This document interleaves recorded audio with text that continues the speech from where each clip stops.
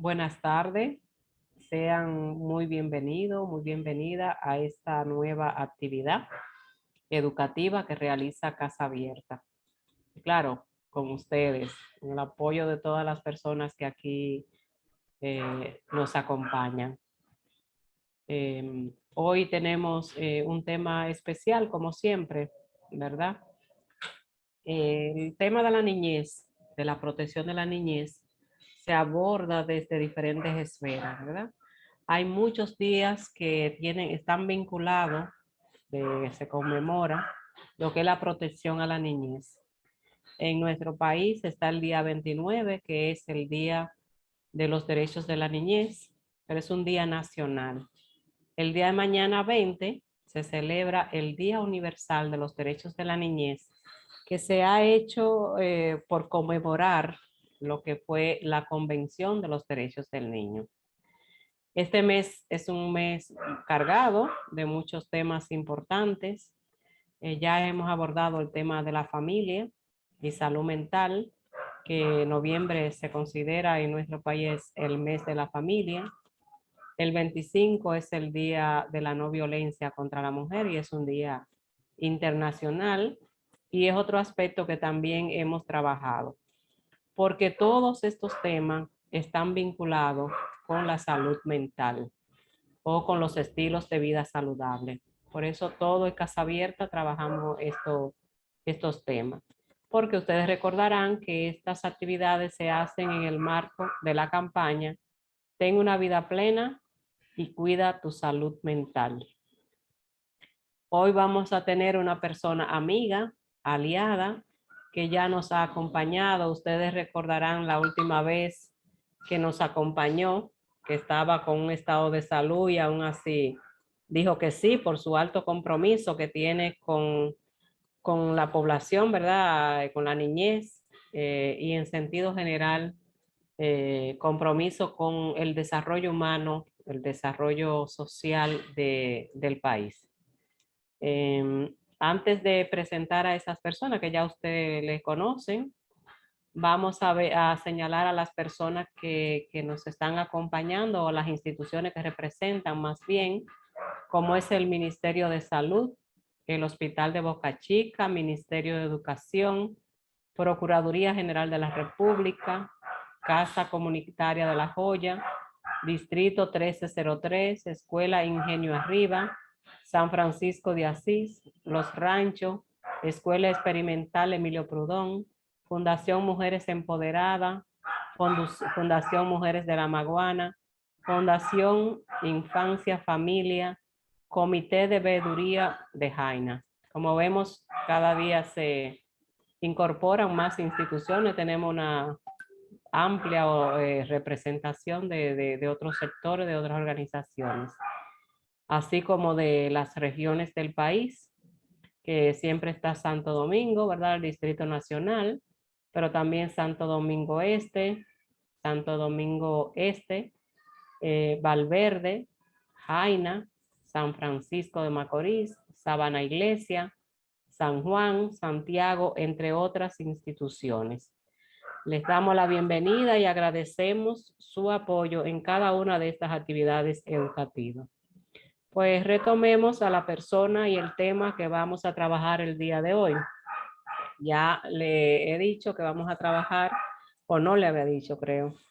Pues ustedes lo conocen, ustedes lo saben porque se inscribieron. Ustedes sabemos, todas las personas que trabajamos en temas sociales, que con el COVID todos los desarrollos, los avances que se hayan podido tener en diferentes áreas, como en los objetivos de desarrollo, en este tema que nos ocupa hoy, en lo que es la protección de la niñez, con el COVID se ha retrasado, hemos ido hacia atrás, igualmente ha pasado con la pobreza en América Latina, que se ha retrasado. Entonces, como mañana es el día, ya le había dicho, del Día Universal de los Derechos del Niño, la niña y adolescentes, y esos dos elementos se lo vamos a mezclar para que Tomás Polanco, quien es el coordinación de las ONGs por la infancia, pues nos ayude en esa reflexión. y sobre todo ver qué caminos tenemos para continuar, sabiendo que ya ha habido ese retraso debido a esta pandemia. Ya ustedes conocen a Tomás, que además de coordinador de las ONGs por la infancia, es el director de aprendices con Don Bosco. Es una persona sobre todo muy comprometida, como habíamos señalado, con el bienestar de los niños y niñas, la protección, que se puedan respetar los derechos de ellos y ellas. Así que sin más, le presentamos a Tomás. Adelante. Buenas tardes, espero se Buenas encuentren tardes. todos bien. ¿Qué tal? Está muy diferente hoy. Distinta a la última vez, claro. Claro, qué bueno, nos Pero alegramos, Tomás. ya estamos. Qué Bien. bueno, gracias por la invitación. Un saludo cordial a todos y todas los que están y nos siguen ya en este Zoom y en las redes sociales. Quiero aprovechar para agradecer naturalmente al amigo Radamés, director de Casa Abierta, y a Raidiri, que supe que está un poquito quebrantada de salud. Nuestra oración y nuestro abrazo virtual y fraterno por su recuperación, su pronta recuperación. Les agradezco esta nueva invitación, como les decía, para compartir con ustedes ideas, propuestas. Vamos a hablar de sueños, ¿verdad? Aspiraciones, podríamos decir, anhelos, porque como hemos estado durante todo este último año, desde mediados del año pasado, finales del año pasado, nos mueve la esperanza. El tema que nos han solicitado compartir con ustedes, nos han propuesto, es los derechos de la niñez y la era de COVID-19, avances y desafíos. Y tal como decía nuestra amiga en la introducción, se circunscribe muy bien como antesala de la celebración de los 32 años, o el 32 aniversario de la Convención de los Derechos del Niño, que mañana celebramos, ¿verdad? Y que se conoce como el Día Internacional de los Derechos del Niño, o también otro lo llama el Día Internacional del Niño. Yo voy a compartir con ustedes pantalla. Vamos a ver si puedo hacerlo. Aquí está. Para compartir con ustedes estas ideas, ¿verdad? Vamos a ver si aquí yo puedo. Presentación desde el inicio. Muy bien. Ahí se ve, ¿verdad? Confirman que están perfecto. Se ve perfecto. Sí, Muy bien, excelente. Entonces, como les decía, mañana celebramos la Convención de los Derechos del Niño, el Día Internacional de los Derechos del Niño. Rápidamente, así de introducción, yo creo que todos ustedes, y tal vez saben más que yo eso, saben que la convención fue proclamada y adoptada por la Asamblea de las Naciones Unidas, la Asamblea General el 20 de noviembre de 1989. Y en esa asamblea se establecieron lo que se llamarían los derechos inalienables de todos los niños, niñas y adolescentes. Pero también allí se plasmaron lo que fueron las obligaciones de los estados, los gobiernos, los poderes públicos, incluso la familia, padres, madres, tutores, la sociedad en todo su conjunto, incluido la participación y el protagonismo de niños, niñas y adolescentes. Yo pienso que esto fue uno de los momentos más extraordinarios en la vida del ser humano. Esta convención, aunque venía desde años antes, dándose algunos pasos de declaración de estos derechos, sobre todo de algunas especificaciones en materia de niñez y adolescencia, pero no fue hasta ese año que se dejó ya plasmado en esta carta, en este instrumento jurídico internacional todo lo que tenía que ver con el respeto a los derechos, el disfrute, la garantía de dichos derechos para todos los niños y niñas sin distinción de ningún tipo. La convención es el tratado internacional más ratificado por todos los países. Se habla de unas 196, 197 países que lo han firmado y ratificado. Y el único que todavía no lo ha hecho es Estados Unidos. Y eso no vamos a entrar en esa discusión. Pero a lo mejor muchos de ustedes saben por qué no ha sido ratificada por este país. Creo que la convención ha puesto a los niños en el centro de las políticas, las leyes, los programas y los presupuestos, aunque sea en el documento, porque sabemos que hay países que todavía están muy lejos. Y en nosotros, que aunque hemos hecho un gran avance en materia de inversión en niñez, del 2010 hasta el 2016, que fue donde se hizo básicamente el 2013 se hizo el avance, pero en el 2016 se llegó a unos niveles en el que todavía estamos hoy, que está muy por debajo todavía de la media regional o de algunos países que realmente han hecho inversión en niñez y sabemos los resultados que han tenido. República Dominicana, como ustedes saben, suscribe, o sea, firma la convención el 11 de junio de 1990 y la ratifica el 11 de junio de 1900, perdón, el 11 de agosto, el 8 de agosto del 90, el país la firma, la suscribe y la ratifica el 11 de junio del 91.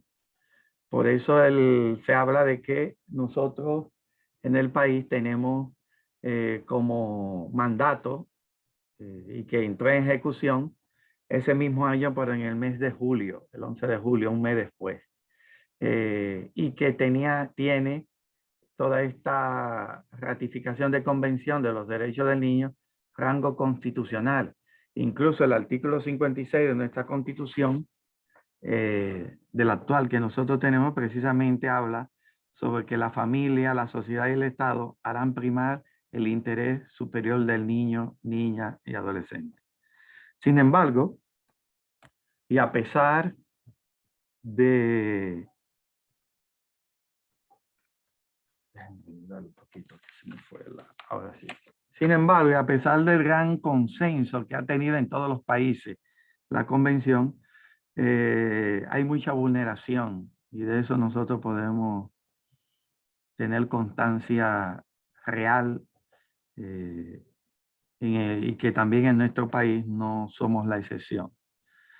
Por eso las organizaciones, sobre todo de sociedad civil como nosotros, la coalición de ONGs de infancia, muchas organizaciones que trabajan aquí en nuestro país sin descanso para revertir todavía estas vulneraciones de derechos, de calidad de vida, de una vida digna hacia los niños, niñas y adolescentes. De todas esas organizaciones que seguimos para revertir todo esto y para que todos los niños y niñas disfruten de una mayor garantía para un presente cargado de todo un futuro de sus derechos, porque el futuro es ahora, no mañana. Y si hoy nosotros no ponemos en ellos las bases de una garantía real y efectiva, difícil tengamos mañana nosotros o ellos tengan mañana y tengamos una sociedad como nosotros soñamos y anhelamos. La Convención sobre los Derechos del Niño, para que tengamos una idea, se forma, se edifica, vamos a decir, en una mesa de 4 patas o tiene 4 pilares. El primer pilar de la Convención es la no discriminación. El segundo es la primacía del interés superior del niño. Por eso en la Constitución nuestra tuvo que colocarse en ese artículo 56. Tercer pilar, la garantía de la supervivencia y el pleno desarrollo. Y cuarto, la participación infantil. Esos son los 4 pilares en los que la Convención descansa. Y hago toda esta parte de introducción de la Convención porque todo lo que nosotros podamos hablar de derechos humanos de niños, niñas y adolescentes en República Dominicana parte de esta premisa. Fíjense que nosotros ratificamos en el 91 e inmediatamente uno de los compromisos del país era precisamente dotar al país de una normativa jurídica que garantice o garantizara en principio todos esos artículos o articulados de la convención. Y por eso elaboramos en el año 1994 la 1494, que se llamaba el Código del Menor, que fueron apenas 3 años después de haber firmado y ratificada la convención. El país se abocó a eso y como resultado tuvimos este primer marco jurídico legal donde ya el niño, niña, adolescente pasaba de ser un objeto a un sujeto de derecho. Eso dio un salto enorme a nuestro país y a muchos países que entraron también en esa dinámica. La convención tiene 54 artículos y esos 54 artículos que los conocemos, y si no lo conocen les invito a que la lean, y desarrolla a través de esos 54 artículos todo lo que tiene que ver con los derechos de niños, niñas, su protección contra todo tipo de violencia, explotación, los derechos a la educación, a la salud al más alto nivel, a todas las políticas sociales que garanticen una calidad de vida adecuada para un desarrollo físico integral, mental, espiritual, moral, etc. La convención se complementa con los 3 protocolos facultativos, aunque ha habido resoluciones, observaciones que el Comité de los Derechos del Niño ha, como la última, que tiene que ver con toda esta situación de cambio climático y que afecta precisamente a los más vulnerables, que son los niños, niñas y adolescentes. Los 3 protocolos facultativos que la complementan, que son el protocolo a la participación y conflicto de los niños y niñas en conflictos armados, a todo lo que tiene que ver con la pornografía, la prostitución y la venta, explotación sexual, es el segundo, y el tercero que tiene que ver con la comunicación y todo lo que es la participación de niños, niñas y adolescentes. Ese tercer protocolo fue una respuesta a todas las iniciativas que desde distintas regiones los niños y niñas estaban exigiendo. Yo recuerdo en el 2005 que participé en un evento de Naciones Unidas, precisamente del país, en un mundo ideal para los niños, y los niños que allí estaban exigían que se les diera la voz, que se les diera, que se les escuchara real y efectivamente. Fueron los que cambiaron toda la agenda, que tenía una agenda totalmente de adultos, pero habían unos 12 niños, niñas que fueron invitados a ese evento, y de allí entonces viene toda esta posibilidad de que la voz también cuenta y que está muy enraigada en la convención, en uno de esos artículos, que es precisamente la participación infantil. Esto va muy conectado con los ODS, de todo lo que nosotros vamos a ver ahora en materia de avances y desafíos. Va a ver, lo pueden ustedes después linkearlo con los ODS a que nos hacemos referencia o a los que el país hace referencia desde la Estrategia Nacional de Desarrollo. A 32 años de la convención, a 8 años de cumplirse la Estrategia Nacional de Desarrollo, porque el 2021 ya termina, en el 2030, y los Objetivos de Desarrollo Sostenible, y en plena era de COVID-19, nos encontramos en un momento crucial para nuestros niños, niñas y adolescentes. Desde su llegada a la República Dominicana, COVID-19 no ha dejado de descubrir grandes desafíos para la República Dominicana en materia de niñez y adolescencia. Desafíos, y este COVID-19 sigue ocasionando y ha ocasionado, no tiene, vamos a decir, precedente, como hemos hablado en otras ocasiones, y siguen todavía las repercusiones que serán inevitables. A un año, casi ya en marzo del próximo año cumpliremos 2 años de esta pandemia. Todavía no cuantificamos los daños y todavía ni siquiera podemos medir ni proyectar todo lo que va a representar, sobre todo para nuestros niños, niñas y adolescentes. Creo, como dice la CEPAL, que esta pandemia está representando el mayor reto económico y social que ha enfrentado la humanidad desde la Gran Depresión, desde el 1930, y todo lo que se vivió con la Segunda Guerra Mundial. Es innegable, mis hermanos, mis amigos, es innegable que las consecuencias que se están presentando afectan con mayor dureza a la población más vulnerable y excluida, sobre todo niños, niñas y adolescentes, que es la más vulnerable. Y eso va a requerir una respuesta proporcional y oportuna con la participación de todos. El Estado va a ser incapaz de dar esa respuesta. Naturalmente tendremos que exigirle, que es el que tiene la mayor cuota de responsabilidad, pero va a requerir del ejercicio, el concurso, la participación de todos, sociedad civil, iglesia, especificar esa sociedad civil en iglesia, empresarios,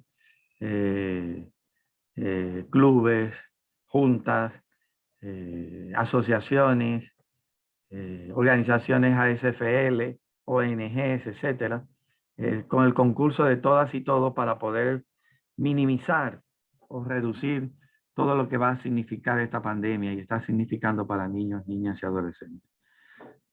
Porque lo digo sin miedo, que una falta de respuesta o una respuesta tardía va a aumentar el daño. O una mal respuesta va a aumentar el daño. Va a profundizar esta crisis. Fíjense que se tenía pensado toda esta parte desde el estado de la reforma fiscal. Y naturalmente hubo que echar para atrás porque lo que se avicinaba con eso era totalmente algo insostenible, algo que el país ni ninguno de nosotros íbamos a poder sostener. Imagínense aquellos que son sectores mucho más vulnerables que nosotros.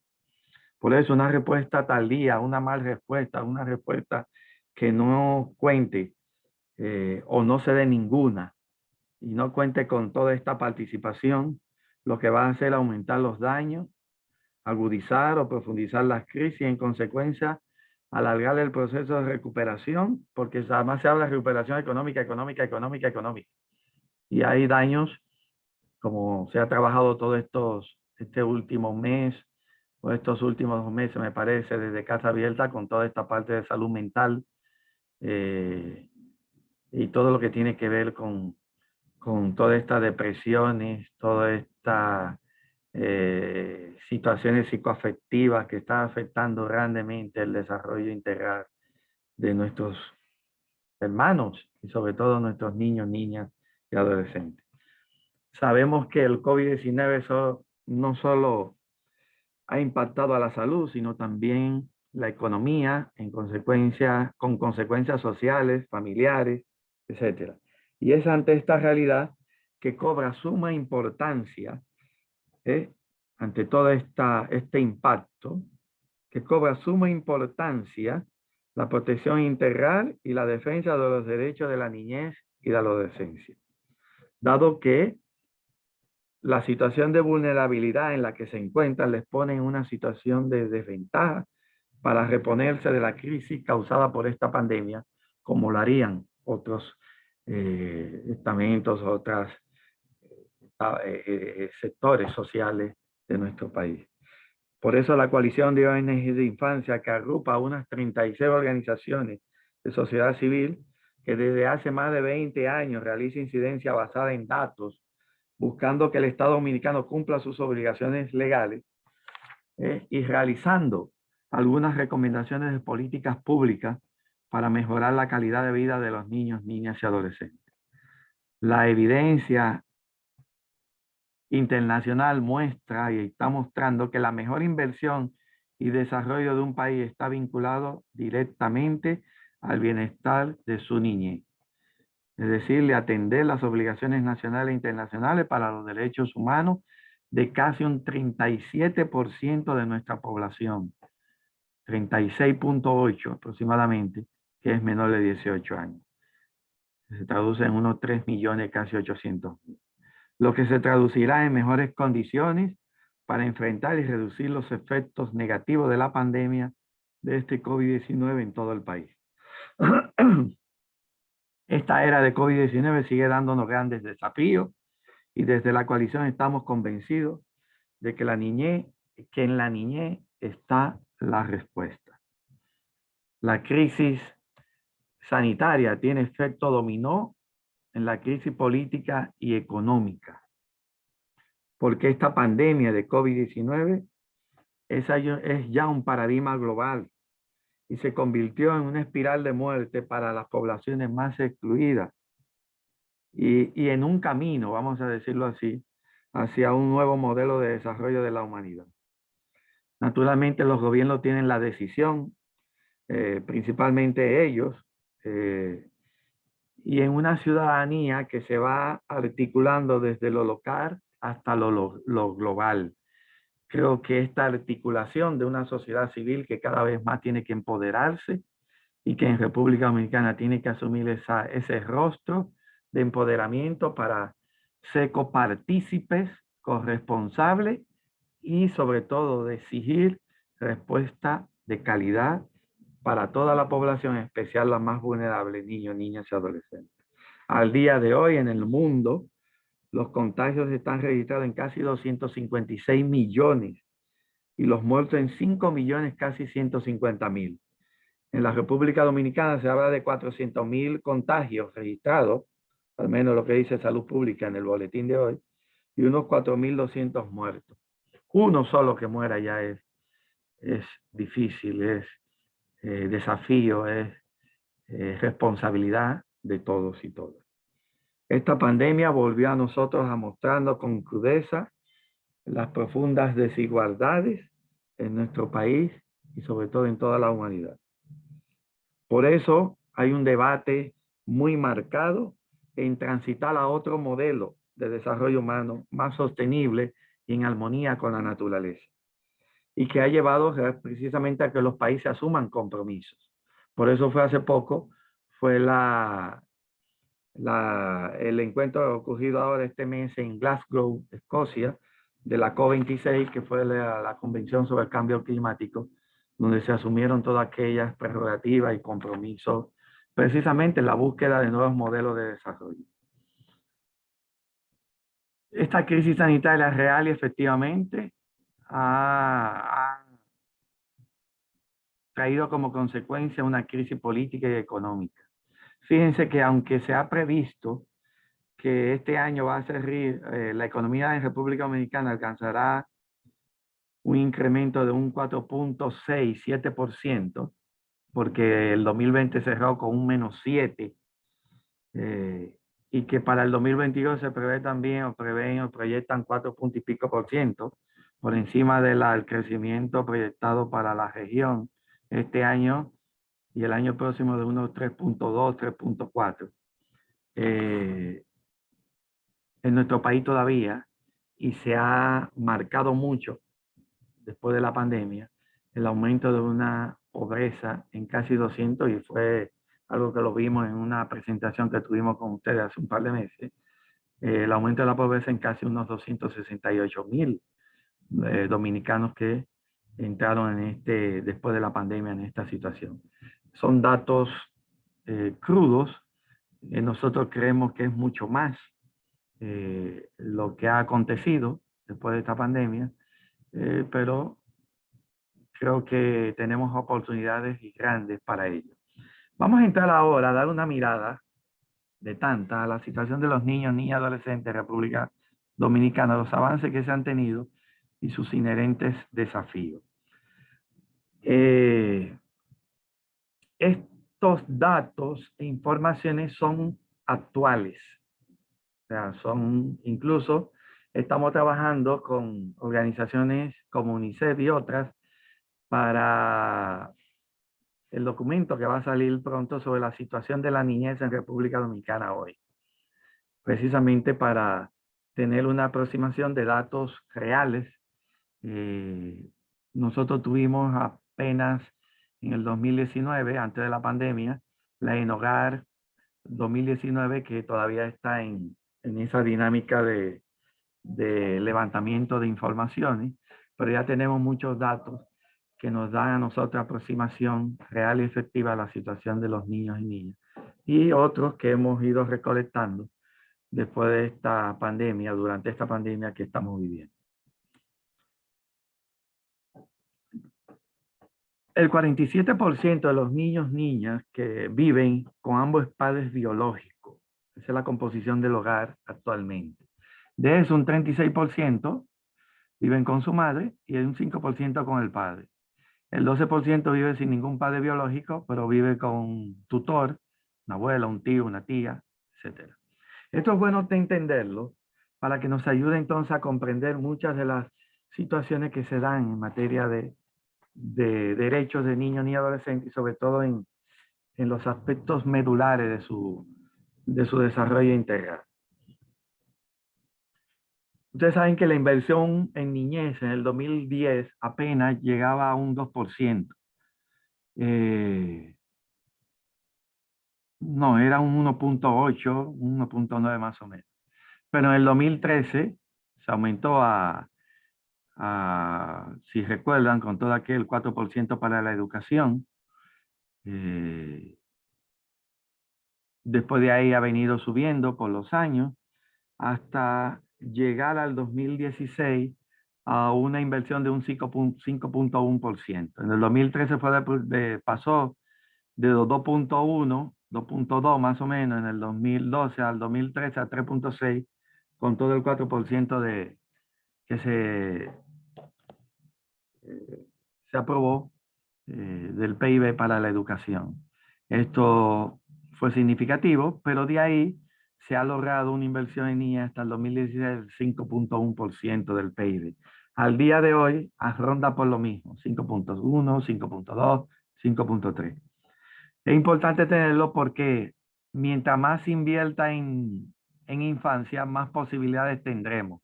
El Banco Mundial dice que por cada dólar que un país invierta en infancia, en los primeros años de 0 a 5 años aproximadamente, el país va a tener un retorno de casi 17 dólares en retorno. Y esa inversión naturalmente comenzará en la medida en que el país entienda, comprenda que sin inversión en niñez difícil podamos tener un país en 15, 20, 30 años como lo queremos y lo anhelamos. Si no hay inversión, no hay inversión en el futuro. Es así de sencillo. La protección social de infancia. Estos datos son 2021. Ustedes saben que hay un programa que inició esta gestión con Supérate, que sigue o dio continuidad a otros programas que venían desarrollándose en los últimos los últimos 4 años, vamos a decirlo 3 años, y que este programa Supérate se puede ver en la página web y en los datos que ellos ofrecen. Allí está Aliméntate, Aprende y Avanza. Se aumentó el índice de calidad de vida de 1 a 2. Se está hablando de 1.346.806 hogares donde está llegando todo lo que tiene que ver con este programa de Aliméntate. Bono gas y toda esta parte de atención y de acompañamiento a los hogares para la parte que tiene que ver con que llegue el alimento a cada uno de ellos. El incentivo que se da a la asistencia a educación básica, o sea, para comprometer a padres y madres a que los niños no dejen de asistir a la escuela, está llegando a unos 170.000 hogares. El incentivo a la asistencia a educación secundaria, a unos 148.000 hogares aproximadamente. O sea, y con ello se quiere garantizar que niños, niñas, adolescentes reciban, una vez que reciban cierto sustento, cierta alimentación, vamos a llamar entre comillas, para garantizarle un acceso a la escuela, con cierta, que vamos a ver más adelante esa parte de la nutrición. Entre el 2015 y 2019 se redujo la pobreza infantil, pero el COVID la aumentó totalmente. Y estos datos Se redujo, sí, de 2015, que pasó de 44 a 33 en el 2019, pero COVID la aumentó. Ya le dije que fueron casi 300.000, un aumento de la pobreza monetaria. Y en lo que se refiere a la multidimensional infantil, en el 2015, que era de 34, bajó al 23 en el 2019, pero que sabemos que después de COVID ha aumentado. Por eso estamos esperando los datos de este último estudio que se hizo, para nosotros ya tener un dato más aproximado de qué ha sucedido después de la pandemia. Pues esos son los datos que tenemos ahora. La seguridad social en salud para la infancia y la adolescencia. En el 2017 eran 849.000, 2018 2.2 millones, y la estimación que tenemos en este año es de 3.6 millones, un 94.3% en cobertura de la seguridad social en salud para la infancia y la adolescencia. Todo eso tiene que ver con todo lo que se está haciendo a través del Servicio Nacional de Salud, las estancias infantiles, todo lo que tiene que ver con los CAIPI, y todo el trabajo que está haciendo el Instituto Nacional de Integración a la Primera Infancia, el INAIPI, todo lo que está realizando desde el CODU, desde el CONDEI, todo lo que pasó ahora de todas las estancias infantiles de la Seguridad Social que pasó a CONANI. O sea, se está garantizando la seguridad social en todos los planes de salud que se están teniendo a nivel nacional. O sea, es difícil no encontrar, y eso nosotros lo hemos constatado, por ejemplo, en aprendices allí en Villa Juana y zonas aledañas, casi el 94-95% de niños y niñas de Villa Juana y zonas aledañas tienen ya cobertura de salud, sea por el padre, sea por la madre, o sea por el tutor que está a cargo de ella. En cuanto a la nutrición en menores de 5 años, también aumentó mucho después del COVID. La desnutrición aguda de un 2%, la crónica un 7%, y el sobrepeso de un 8% que va subiendo con la edad. En los más ricos es un 12% y en las madres con educación terciaria un 11%. Con el COVID nosotros hemos previsto o prevemos, y tenemos ya algunos datos que no lo traigo así rápido, de que real efectivamente ha aumentado toda esta parte de desnutrición. Lactancia materna, el 16% de las lactantes menores de 6 meses recibió lactancia exclusiva. En el 2014 era de un 4%. Y solo el 42% de los recién nacidos lactaron dentro de la primera hora después del nacimiento.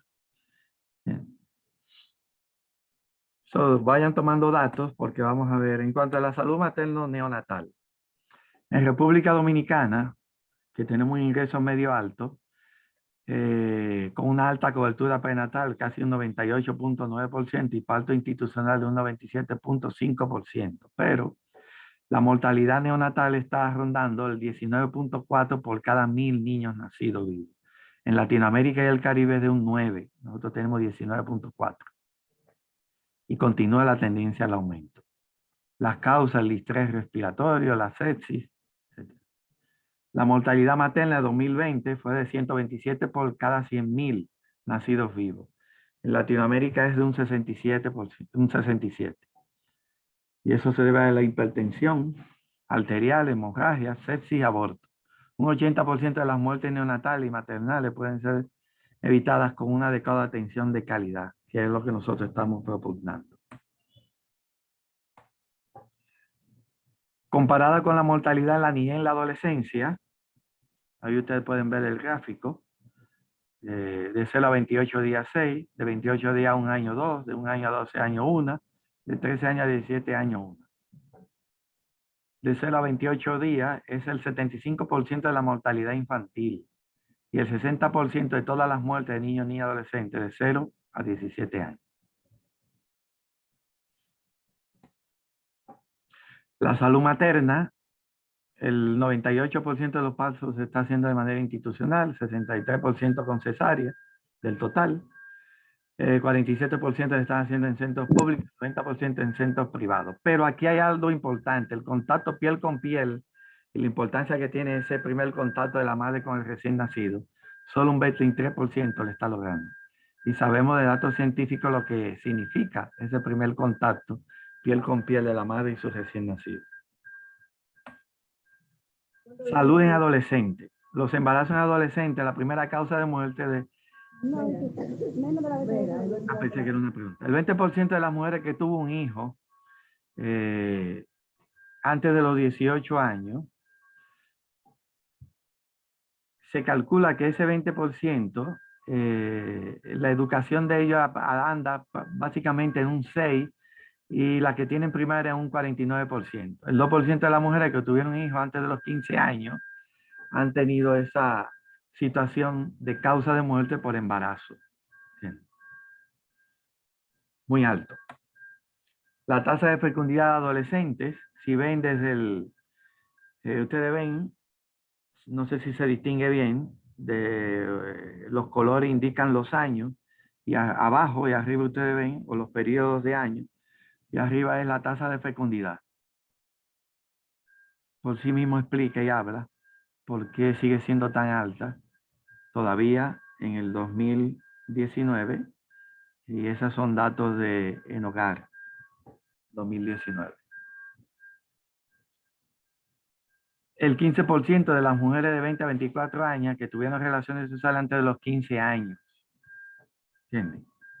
El 15% de las mujeres de 20 a 24 años tuvieron relaciones sexuales antes de los 15 años.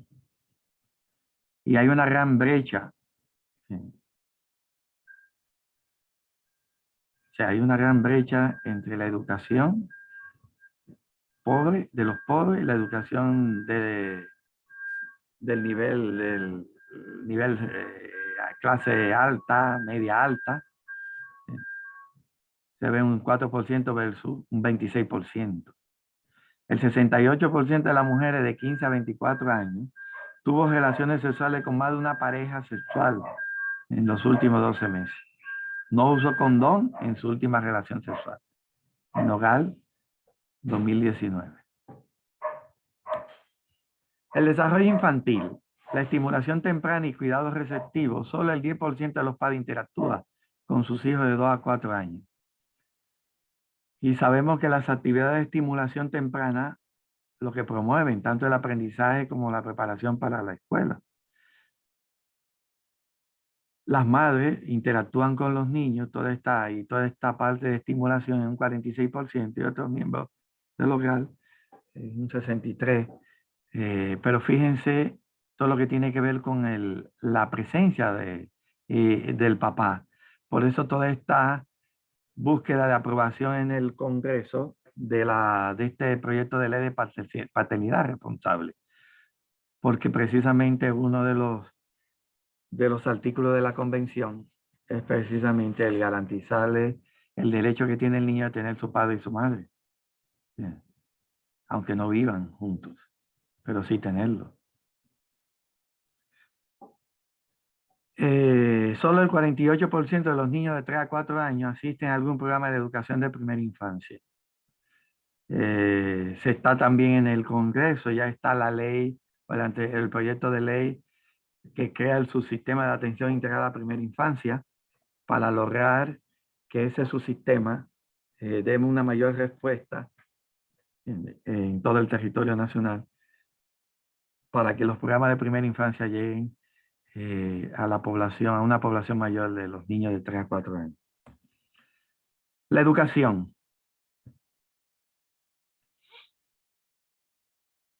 Preprimaria, o sea, 5 años, un 92%, de 6 a 11 años, un 97%. Y este es alto, sobre todo en las zonas urbanas y en los sectores donde hay más presencia de clase alta, media alta. El primer ciclo de secundaria, de 12 a 14 años, es un 80%, y el segundo ciclo un 60% de 15 a 17 años. Sobre todo las mayores brechas están ahí en el primer ciclo de secundaria, y eso únanlo a todo lo que hablábamos ahorita del embarazo en adolescentes. Ahí está la unicidad de por qué te abandonan, por qué se dejan los estudios cuando entran en este mundo. Por eso es que hay que trabajar fuerte todo este programa de uniones tempranas y embarazo en adolescentes. Igual el segundo ciclo, que se agravan las brechas en el segundo ciclo de 15 a 17 años. Porque esa brecha, la mayor está entre los más ricos, un 87%, mientras los más pobres, un 42%. Y si es de género, un 15% más de mujeres. O sea, esa es la tasa meta de asistencia ajustada, por ciento de que asisten a nivel escolar según su edad. La tasa de conclusión, que mide el nivel educativo de la población de 3 a 5, por encima de la edad prevista para la afinación de ese ciclo, y las demás niveles etarios.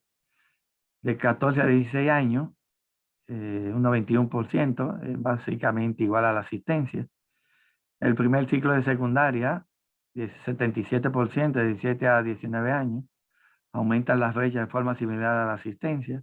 Y el segundo ciclo no concluye, de 20 a 23 años, se agrandan las brechas siendo la mayor de los más ricos, que acaban en un 90% de ellos termina, versus lo más pobre que solo un 28% termina los estudios. En cuanto a las mujeres, termina un 20% más que los hombres, 71 versus 51%. Funcionamiento infantil con discapacidad o alguna situación especial visual, auditiva, motriz. El 10% de los niños de 2 a 17 años tienen dificultad de funcionamiento, al menos un dominio. Y el 23% de niños de 5 a 17 años con dificultades en al menos un dominio no va a la escuela. Es muy alto. Vamos entonces a entrar en lo que es la violencia. El 65.1% de las niñas adolescentes han sufrido violencia sexual en algún momento de su vida. Ya están oyendo el dato. Y el 52.2% de niñas adolescentes que han sufrido violencia sexual en los últimos 12 meses. Eso para nosotros pararnos y hacer una parada obligatoria del país, hacerle como una parada en seco y enfrentar en cada una de las realidades de nuestras niñas y adolescentes, en cada uno de los municipios, enfrentar esta situación entre todos.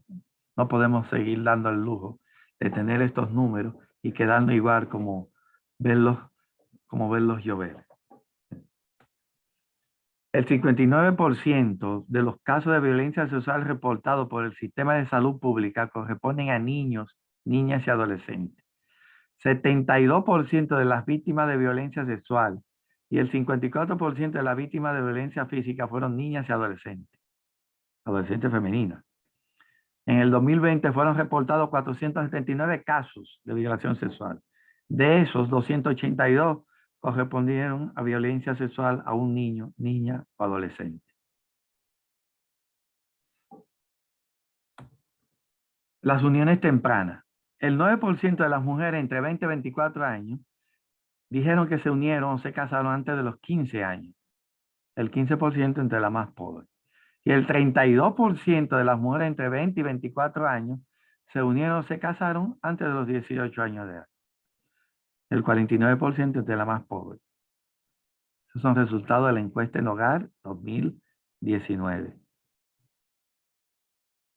Por eso es la importancia de este plan de eliminación, que ya se elimina el matrimonio infantil con todo lo que se permitía con las leyes y las excepciones. La ley 121, que prohíbe todo el matrimonio infantil para personas menores de 18 años, pero que tiene que complementarse con todo el programa de acompañamiento para hacer frente a toda esta situación de uniones tempranas, que es lo que realmente está coaccionando y reduciendo todo lo que es la calidad de vida de nuestras niñas y adolescentes.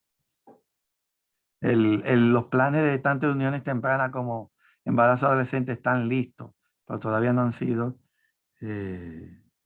sido ya aprobados como política pública por el Directorio Nacional, pero no se ha hecho el lanzamiento a espera de que el GANA y el CONANI se unan para ello.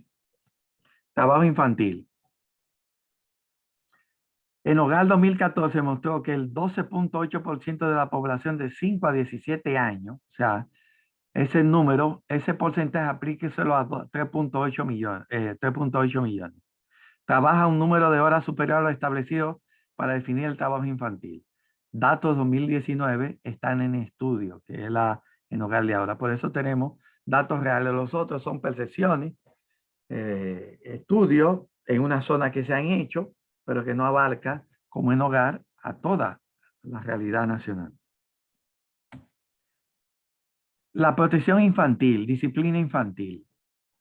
El 64% de los niños y niñas de 1 a 14 años sufrió algún tipo de disciplina violenta, física o psicológica en el mes anterior a la encuesta en Hogar.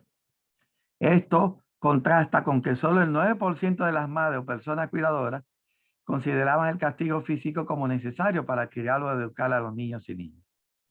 El grupo de edad que recibe ese el mayor porcentaje, castigo físico, es el de 3 a 4 años, con un 70%.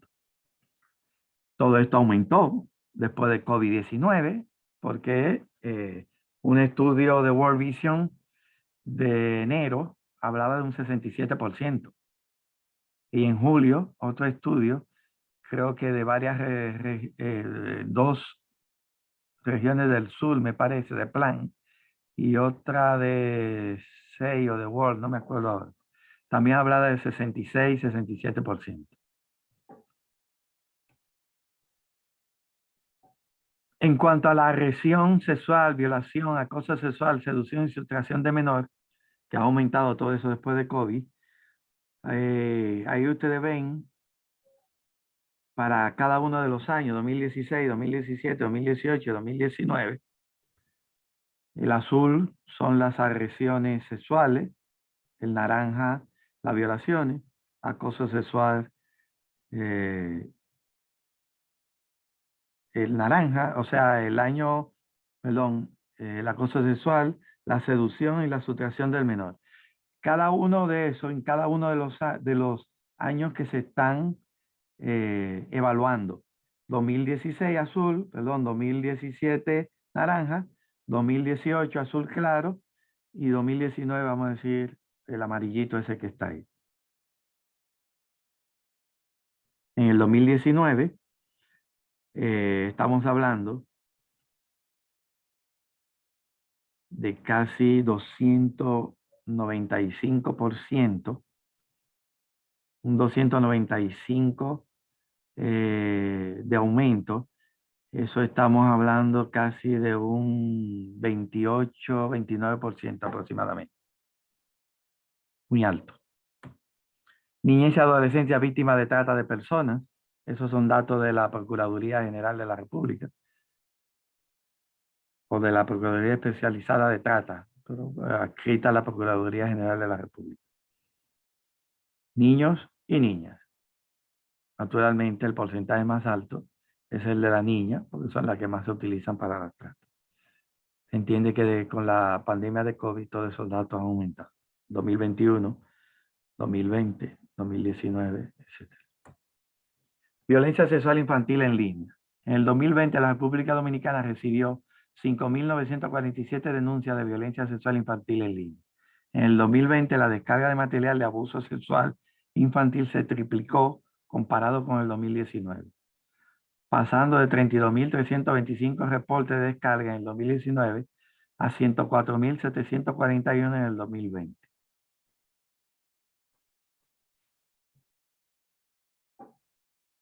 La participación en adolescente, pocos espacios de participación a nivel institucional.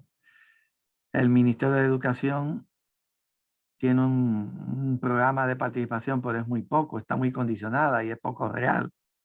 Algunas ONG ofrecemos espacios de participación, creamos mesas de participación, tenemos plataformas para que los adolescentes participen, pero todavía no con el impacto, con el nivel de asistencia o de presencia de niños, niñas, adolescentes que requerimos. Nuestro país sigue enfrentando una situación epidemiológica que hace necesaria seguir aplicando las medidas preventivas y de protección a fin de seguir disminuyendo, aunque ahora va en ascenso por esta cuarta ola, el riesgo de transmisión de esta enfermedad provocada por el COVID-19.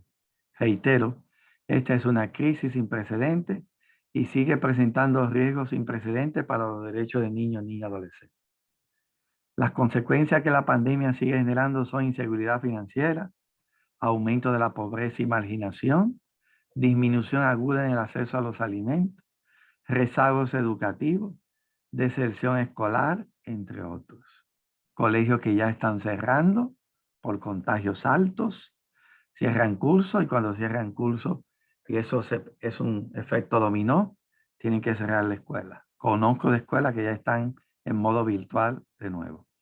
No obstante, en paralelo con toda esta situación, tenemos una oportunidad de transformación de los servicios de atención a la niñez para hacerlos más costo eficientes, equitativos y resilientes. Creo que esta oportunidad el Estado la tiene en sus manos y toda la sociedad civil estamos, sobre todo las ASFL y ONG que trabajamos con niños, niñas, adolescentes, las iglesias en todas sus denominaciones, clubes, juntas de vecinos, asociaciones, etcétera, empresarios, que podemos entre todos mejorar la vida de todos los niños, niñas y adolescentes de nuestro país. Les dejo esta pregunta. ¿Qué medidas ustedes creen deben tomarse en materia de políticas públicas para superar esta crisis, especialmente en niñas, niños y adolescentes? Ustedes tienen la respuesta a esa pregunta. Ojalá que sí. Muchas gracias. Todos estos datos son aproximaciones de una realidad que estamos viviendo y que tenemos avances, claro que sí. Pero ella también nos desnuda esa realidad, los desafíos que tenemos por delante. La deuda con niñez sigue alta. El país requiere de seguir dando avances que expresen voluntad política. No es posible que esté todavía en el Congreso desde hace más de 3 años, va para 4 años, el proyecto de crianza positiva. Fue depositado en el 2018 y todavía ni siquiera la mano se le ha puesto,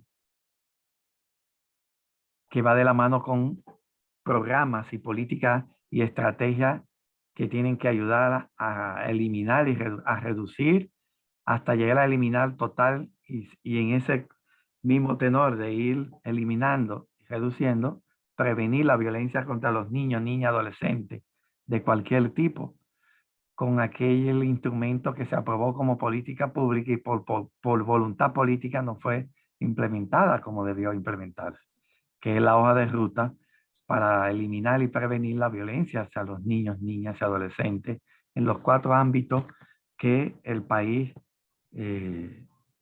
describió como ámbitos o entornos donde se violenta a niños y niñas. El hogar, la escuela, la comunidad, o sea, todo el entorno comunitario y las instituciones o los servicios institucionales como justicia penal juvenil, etcétera, etcétera. Junto con ello, todo lo que tiene que ver ahora con el Código Procesal Penal. Si no nos aunamos, no ponemos a una y presionamos para que los diputados entiendan que no es disciplina. O sea, hay manera de disciplinar a los niños sin llegar a la violencia. Y dejarle en las manos el disciplinar como el padre y la madre entiendan, no es lo correcto. O sea, ya está aprobado y eso no tiene que ver con que a mí me disciplinaron y yo sufrí violencia con mi padre y no soy una persona ni violenta, ni soy un delincuente y nada de eso. Eso no tiene que ver nada. Es que usted le está diciendo al niño y niña cuando usted utiliza eso que usted dice de corrección, chancleta, jalón de oreja o castigo físico o humillante, le está diciendo que eso es lo que él tiene que hacer y él está aprendiendo a hacerlo. Y usted va a mantener por generación en generación algo que debemos eliminar de raíz. Sí. Y eso va a requerir no solo de normas jurídicas, sino también de programas culturales, de acompañamiento educativo, de que la familia entienda que no es con golpe, no es con disciplina violenta que el niño va a aprender. Eso no es así, eso está demostrado. Y puede ser que algún papá diga, yo todavía hoy sé cómo lo educo y ellos van, pero es la generalidad lo que tenemos que mirar de que cualquier acto que atente contra la vida de cualquier tipo, por pequeña que sea, con su dignidad, eh, con su condición física, psicológica, porque a veces también la violencia psicológica es peor a veces que la física. Pero ninguna hace bien al niño, niña, adolescente. Y tenemos que eliminarla, erradicarla de manera total. Es un desafío que tenemos como país y de ir cambiando toda esta cultura. Y así como hay ejemplos de que dice que no, que yo nunca le pegaba a mi hijo, y otros que dicen que sí, que yo le pegaba y mi hijo no han salido, eso no es así, no es real. Ahí están los datos y los datos son concluyentes y son estudios científicos que hablan y avalan desde la Organización Mundial de la Salud, desde todos estos organismos y entes de comunidades científicas, psicológicas, etcétera, que hablan sobre lo dañino que es el ejercer violencia hacia niños y niñas. Toda esta parte que ya no se aprobó en los diputados y que ahora va a los senadores y que tenemos que presionar para que no se logre. Realmente entremos en esta búsqueda de alternativa para educar a nuestros hijos sin llegar a disciplinarlo de ningún tipo de violencia, ni física, ni psicológica. Disculpen, aquí termino. Muchas gracias por aguantar toda esta... Pero No, al contrario, al contrario, Tomás. Pienso que ha sido una presentación magistral. Todo esto que tú nos comunicas se muestra, se pone en evidencia el alto manejo que tiene del tema de niñez y el alto compromiso. Ya esta última parte ya vino muy de eso, de ese compromiso que se siente, ¿verdad? Por esta causa que tiene tantos elementos y que tú nos has mostrado así rápidamente. Al final, la importancia de la investigación, porque como tú dices, una cosa es lo que percibimos, creemos que las cosas son de esta manera, pero tenemos que buscar lo que son las evidencias científicas. ¿Qué es lo que pasa realmente? ¿Sí? ¿Qué es lo que, no porque yo tengo una percepción, sino cuál es la realidad que dice las investigaciones? Y todas las instituciones y todas las personas que trabajamos con niñez tenemos que ser conscientes de esta realidad. Nos ha dejado bien inquieto con todas estas informaciones que nos está compartiendo, todas las áreas de la niñez que deben ser abordadas y por lo que la coalición ha estado abogando para ir avanzando. Y que lamentablemente con la pandemia, como tú bien decías, la población vulnerable es la más afectada, como es la niñez. Y entonces hemos tenido retroceso. Así hemos tenido, como decía en principio, retrocesos en todos los temas sociales con esto del COVID. Vamos a tener un momentito ahora de compartir. Si alguien tiene algún comentario, lo puede abrir el ahí les micrófono. envié, Ahora, ahí le envié la presentación. Es un poquito grande, tiene 39 megas, por ahí está, por si quieren compartirla ya para todos los demás. excelente. Muchísimas gracias. Ya te lo iban a pedir, porque tú has hecho un extraordinario trabajo ahí en recoger todas esas informaciones, además del análisis que hace con todo eso que nos arroja esa investigación y lo que es tu experiencia. Y ya como otros países van adelante, cuál ha sido el efecto que tiene en esto de la protección de la niñez lo que ha sido la pandemia, o lo que sigue siendo la pandemia, que sigue teniendo influencias importantes. Yo diría que en todas las áreas ya hay algunos datos que se han revelado, pero necesitamos seguir mirando eso, cómo hemos retrocedido y los desafíos que tenemos en este sentido. Radamés de la Rosa, que no había estado con nosotros en la primera parte por unos compromisos, se une a esta sesión, que ya estamos, no sé en qué punto se unió Radamés, pero ha sido una exposición sin, como dicen por ahí, sin desperdicio, de mucho análisis y muchas informaciones. Si tú quieres expresar algunas palabras antes de hacer algunas preguntas que ya tienen las personas que están en Facebook, sobre todo, tienen algunas preguntas. Adelante, Radamés, que quisiera decirnos. Sí, muchas gracias, Teresa.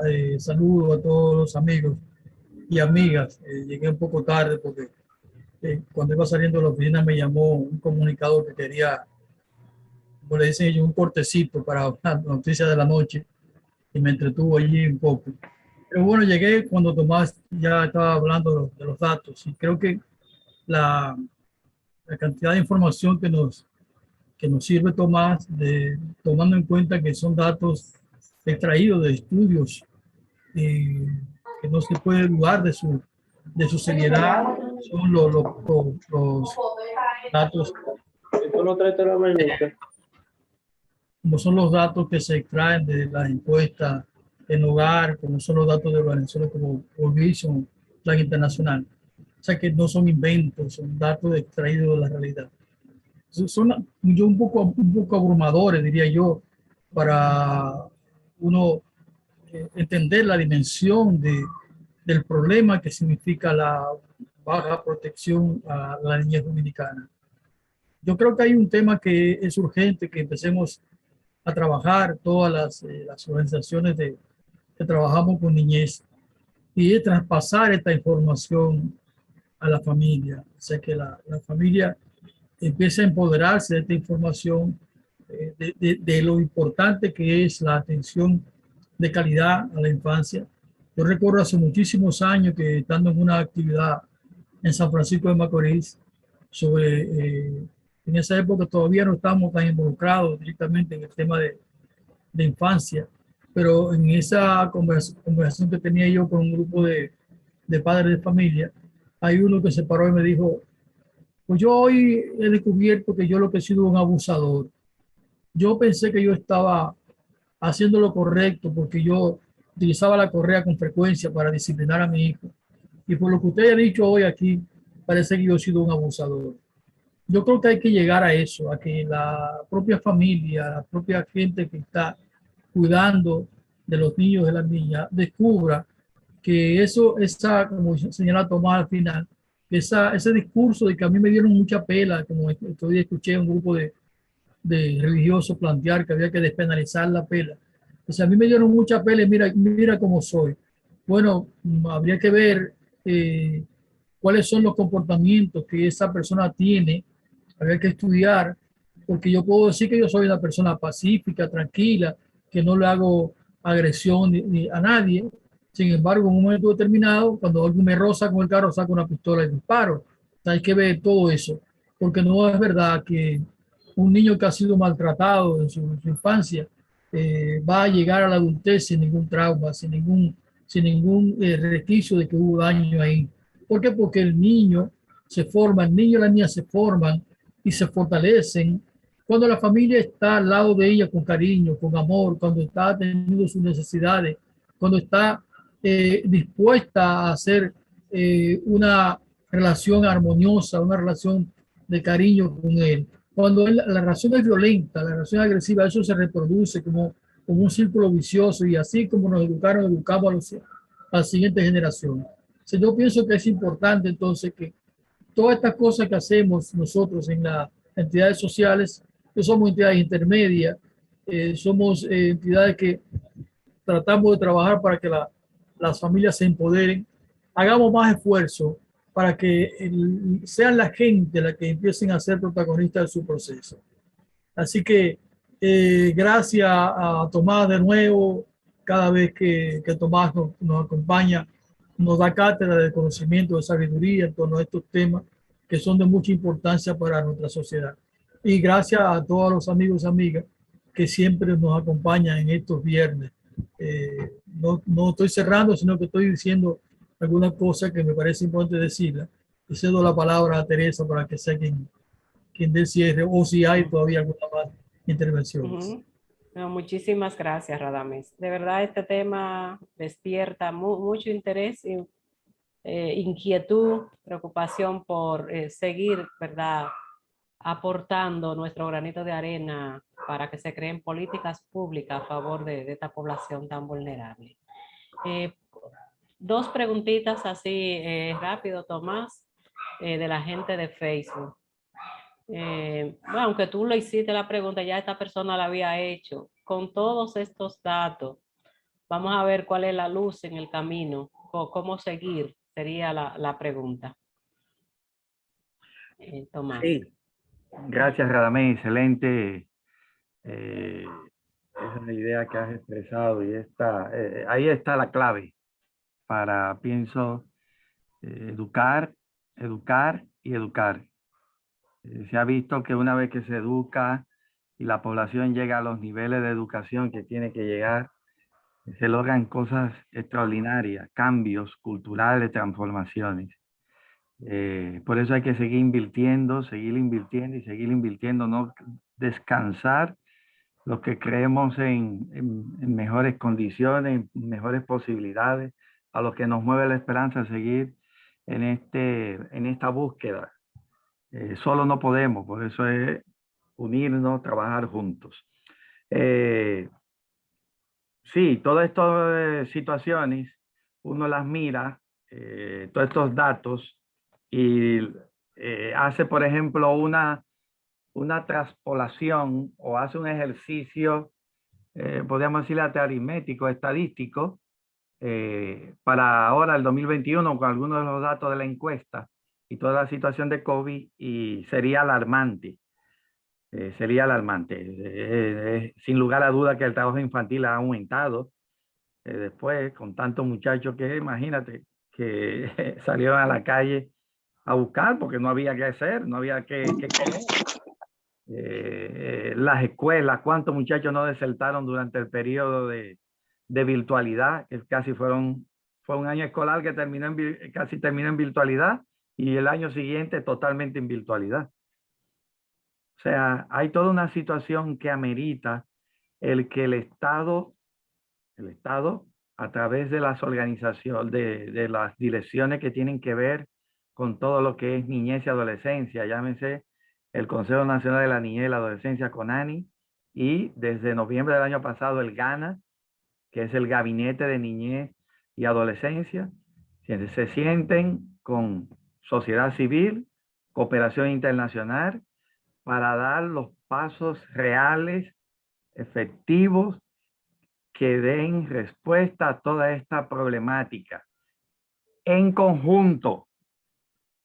Porque si somos apagafuegos como el bombero, usted apaga un fuego ahora y se le prende otro por el otro lado. No, tenemos que hacer programas y políticas integrales que vayan dando respuesta a una situación y paralelamente previniendo que no se caiga de nuevo en esa situación. Porque tenemos que dar respuesta, es cierto, in situ, respuesta, como se diría, de emergencia. Porque un niño violado, un niño que está siendo abusado, hay que intervenir inmediatamente. Pero si después de esa intervención no hay un programa, no hay una política que garantice la restitución de su derecho, que garantice el que vuelva a su vida a través de programas y todo, no tiene sentido. Entonces, por eso es que las políticas públicas tienen que verse más allá de un periodo de gobierno. Son políticas públicas hacia la niñez que tienen que verse para pagar toda una deuda de niñez de más de 20, 30 años, si vamos a hablar desde que firmamos la convención. Las últimas observaciones y recomendaciones que hizo el Comité de los Derechos del Niño al informe de país fue en el 2014. El país hizo la presentación, y en el 2015, en febrero, llegaron las observaciones y recomendaciones. Me preguntan de esas recomendaciones y observaciones y recomendaciones del comité, ¿cuántas se han implementado? Se cuentan con los dedos de la mano y no llegan a completar los dedos de la mano. Precisamente por falta de voluntad política. Esta gestión ha expresado esa voluntad política. Ese gabinete es producto de una voluntad política que quiere dar una respuesta a una problemática de embarazos en adolescentes y uniones tempranas. Y se conformó para dar respuesta a eso. Y va a seguir dando respuesta junto con CONANI, contribuyendo con CONANI para que todas las sectoriales del Estado que tienen que ver con la niñez y la adolescencia pongan su voluntad para que eso sea real.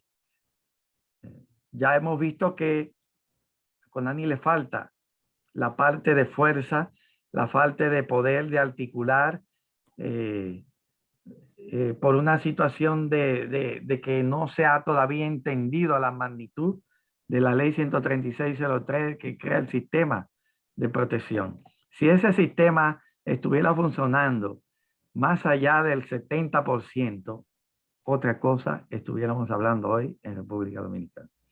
Por eso tendríamos que abocarnos a ir a la ley 13603 que crea todas esas estructuras, por ejemplo, a las juntas locales de protección y restitución de derechos.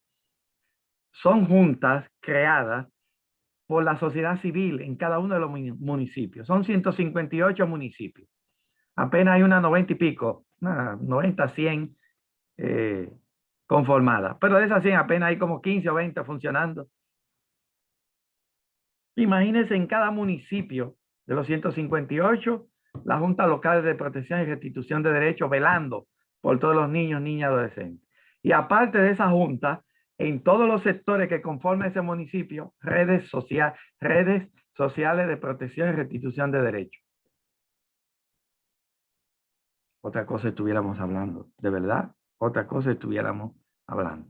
La idea del sistema que promueve la ley, que el Estado tiene que entenderlo, es que todo dominicano, toda estructura dominicana, todo servicio de cualquier índole del Estado, del gobierno, de sociedad, esté al servicio de cada niño, niña y adolescente. Donde quiera que haya un niño, ahí hay un adulto, sea el barrendero, sea el que recoge, sea el que vende en la esquina, sea el taxista, sea el que sea, defendiendo al niño, niña y adolescente. Porque si queremos un país mañana, es ahora que tenemos que hacerlo, no mañana. Así es, Tomás. Ingrid tenía un comentario. Sí, Ingrid yo luego bajé la mano, pero nada, lo voy a decir. Que él decía al inicio de la ponencia que no se tenía contabilizado ahora en la pandemia la cantidad de, él no dijo exactamente abusos, pero inmediatamente yo me transporté a una conversación que yo como docente tuve con otras docentes. Y nosotros decíamos que ahora en el momento de la pandemia, los niños, si se hiciera de una manera concienzuda, nosotros entendemos como educadora que han habido muchos abusos, muchos. Los niños han estado muy expuestos y muy solos. Si algún día se llega a uno a hacer una contabilidad de eso, vamos a descubrir cuántos niños tal vez fueron abusados sexualmente. Porque de verdad que los niños han estado muy vulnerables. Y cada vez que yo hablo de ese tema, como que me da como una pena. Porque, por ejemplo, yo como psicóloga, que me toca hablar con muchas personas, a veces yo digo, wow, hay más violaciones y más abusos de lo que uno no se imagina. De verdad que hay muchos abusos, muchos. Y ya la gente en la edad adulta es que luego como que se atreve a decirlo. Entonces, yo no sé qué se podría hacer, una ley, no sé, para que los padres tengan más vigilancia. Los padres de nuestras escuelas públicas no están cuidando, no están vigilando a sus niños. Y qué decir de estas madres que son bebedoras de alcohol. ¿Qué decir de ellas? hay menos cuidado todavía. Y nuestros niños están muy expuestos. De verdad que sí es triste, pero es la realidad. Son realidades muy fuertes, pero que son muchas veces culturales, estructurales, bueno, el especialista es Tomás, pero que requieren no de una acción en particular, como decía Tomás, sino de políticas integrales. Una última pregunta para cerrar, porque sé que estamos pasados del tiempo, pero es que este tema tiene demasiado contenido, nos inquieta mucho, así como Ingrid nos habla. Una persona de Facebook dice, eso es para otra actividad educativa, pero bueno, dice, ¿en qué consiste el plan de prevención de embarazo y uniones tempranas? Una pregunta muy amplia, pero por lo menos resumido, Tomás, para contestar a esa persona. Sí, van unidos los dos, uniones tempranas y embarazo en adolescentes, por las altas tasas que tenemos, que estamos por encima de la media de la región. O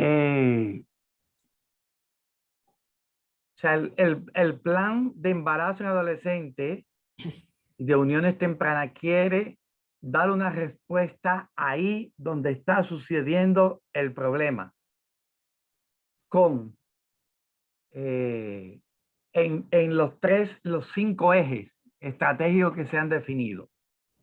El primer eje es la familia y cómo abordar toda la situación de esa que se está hablando, que me parece la profesora Ingrid hablaba de cómo los padres involucrarlos, de que entiendan, y alguien también hablaba de la familia. Pues hay que partir de donde no es donde se realiza el abuso o el embarazo, no, pero donde está, donde el niño crece y la niña. El ambiente del tutor, del padre, de la madre, el ambiente de familia que existe, cualquiera que sea, hay que intervenirlo. Entonces, allí van a haber programas. Se va, por ejemplo, el plan focaliza primero unas zonas o regiones prioritarias donde está el problema muy grave. Se está haciendo, por ejemplo, un plan para iniciar, aunque no se ha hecho el lanzamiento de manera oficial de estos dos, tanto el de uniones tempranas como embarazo adolescente, en la región Valdesia, que incluye Ocoa, Asua, Baní, San Cristóbal, Jaina y Altagracia. Esa región va a ser intervenida, está siendo intervenida precisamente por los altos índices que hay allí de embarazo en adolescentes y de uniones. Entonces, parte de ese primer eje. El segundo eje es el eje de protección y restitución de derechos. O sea, tú vas a hablar de atención, protección, persecución. O sea, el componente va a estar. El de buscar al responsable y que pague por lo que hizo. Sea en ese momento, sea cuando llegue. Pero tiene ese componente también de respuesta punitiva y de persecución para aquellos infractores y sobre todo aquellos abusadores. Llámese como se llame. Entonces esos tres, protección, atención, persecución, se complementan con el de restitución, que ya es todo el programa que tiene que ver con programas de psicoafectivos, programas de recuperación de autoestima, programas de reinserción familiar, social, escolar. O sea, yo le puedo enviar el plan para que lo vean en detalle. Es muy amplio, o sea, tiene casi 100 y pico de megas, o sea, va a ser difícil mandarlo por aquí, pero se lo enviaré a ustedes a Casa Abierta para los que lo deseen, lo puedan entonces tener y ver allí en detalle todo el plan completo. El plan es muy completo. Naturalmente nosotros estamos exigiendo que ya se haga el lanzamiento porque ya fue convertido en política pública. Y el plan, tanto vuelvo y reitero, uniones tempranas con embarazo adolescente, es ahí en el terreno, No es en una oficina que se va a resolver. Por eso el plan quiere empezar a trabajar allí en esos lugares con la participación de todos los actores de esos lugares, que ahí entraría, si estuviera conformada, las juntas locales de protección y restitución de derechos, que deberían salvaguardar todas esas situaciones, porque ¿qué no se conoce en un sector, en un municipio, en un barrio? Todo se conoce, porque todos estamos ahí, uno al lado de otro.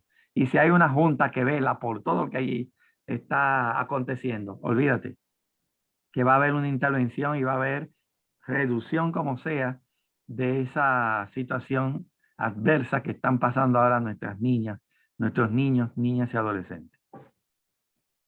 Bueno, muchísimo. Este tema tiene muchísimos aspectos, pero muy bien, muchas gracias. Esperamos esa información y luego la podremos compartir con las personas interesadas. Muchísimas gracias, Tomás. Y ahora, muchas gracias a las personas que han permanecido, a pesar de que nos corrimos un poco del tiempo. Van a abrir sus micrófonos y vamos a darle ese aplauso y ese abrazo de energía a Tomás para que pueda seguir impulsando estas políticas y estas estrategias a favor de la niñez. Así que vamos a aplaudir a ti.